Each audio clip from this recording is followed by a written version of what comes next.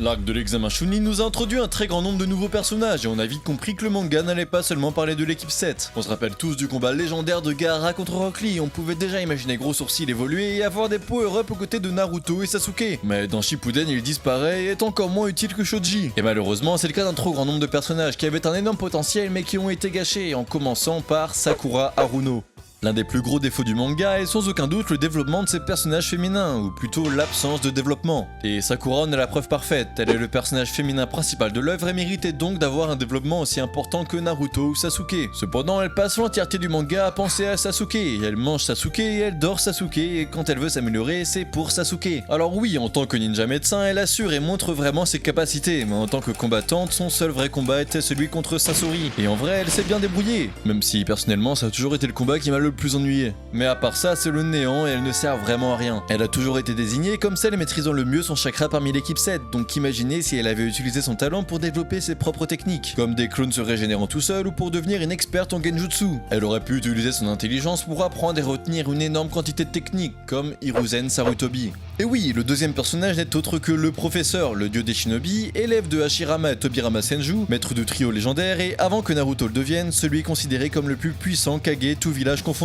Il maîtrise toutes les techniques de Konoha et est capable d'utiliser les 5 natures de chakra. On s'attendait donc à ce qu'il nous fasse une démonstration de sa puissance et utilise des techniques surhumaines. Mais on a juste eu droit à son combat contre Orochimaru. Et même si le premier et le deuxième Hokage étaient aussi de la partie, Hiruzen a été assez décevant. En plus de sa vieillesse, la vue d'Orochimaru lui brisait le cœur et l'empêchait donc de déployer toute sa puissance. Quand il a ressuscité avec Edo Tensei, j'ai vraiment espéré pouvoir voir le fameux dieu des shinobi à l'œuvre. Mais encore une fois, il a été décevant en ne faisant pratiquement rien de toute la guerre. Comment c'est possible qu'on passe plus de temps sur une palourde géante que sur le Kage le plus fort de l'histoire? Il est censé être plus fort que Hashirama, donc plus fort que Madara et Kyuubi réunis, mais au lieu de ça, il galère contre un simple Zetsu blanc. C'est honteux. Bon, le troisième gâchis est Suigetsu. Parmi l'équipe de remplacement de Sasuke, Suigetsu était celui qui me hypait le plus. Il était réputé pour être la réincarnation de Zabuza, n'avait peur de rien et semblait invincible avec sa transformation en eau. Mais surtout, tel un véritable héros de shonen, il avait un rêve, celui de récupérer tous les épées légendaires des 7 épéistes afin de reformer le groupe et en devenir leur chef. Ça aurait été l'occasion d'introduire un autre groupe de personnages surpuissants, autre qu'Akatsuki, qui aurait pu devenir ennemi ou allié. Mais ce rêve a été oublié de l'histoire et Suigetsu s'est contenté d'être le larbin de Sasuke, de ne servir à rien du tout si ce n'est de se battre tout le temps avec Karine. C'est beaucoup trop dommage qu'un personnage avec autant de potentiel finisse en figure comique. Imaginez ce que ça aurait pu être s'il avait pris son indépendance pour poursuivre son rêve et réapparaître dans un moment critique au milieu de la guerre, avec en sa possession les 7 épées légendaires. Ouais, c'est beau de rêver parfois. Tout comme Suigetsu, le prochain personnage est un épéiste du village de Kiri, j'ai nommé le fameux Kisame.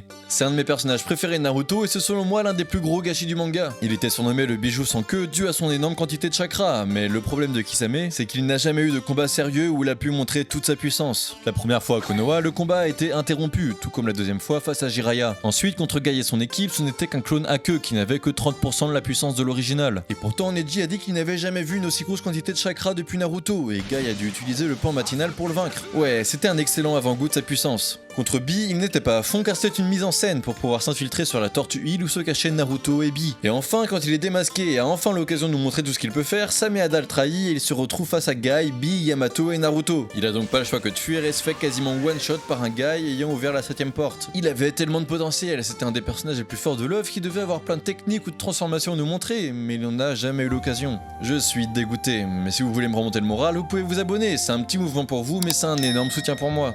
Bon, place au dernier personnage, le très attendu Rock Lee.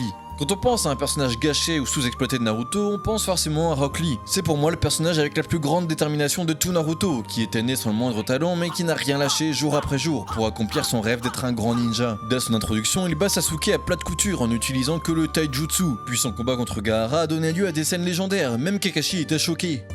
Alors que tout portait à croire que Gaara était le plus fort des genin, qu'il était invincible, Rock Lee parvint à le surpasser et à le pousser dans ses derniers retranchements. Et enfin, après avoir survécu à une opération où il avait une chance sur deux de mourir, il part affronter Kimimaro et ne surprend encore avec la technique de l'homme ivre. Franchement, Rock Lee était un des meilleurs personnages de la première partie de Naruto, il était très apprécié des fans et tout le monde avait hâte de voir ses progrès après l'ellipse. Alors quelle déception quand au fil des saisons on s'est rendu compte qu'on ne le voyait jamais en action, sinon un but humoristique. Même pendant la 4ème grande guerre, il ne fait quasiment rien et n'a aucun rôle majeur. Rock Lee avait un énorme potentiel, imaginez ce que ça aurait donné s'il avait appris à maîtriser le senjutsu, ou simplement s'il nous avait remontré sa vitesse fulgurante en enlevant ses poids. J'espère sincèrement qu'on aura l'occasion de le revoir en action dans Boruto. On croise les doigts et en attendant, si la vidéo vous a plu, lâchez un like pour me le faire savoir et commentez qui selon vous le personnage le plus gâché de Naruto. C'était Oden.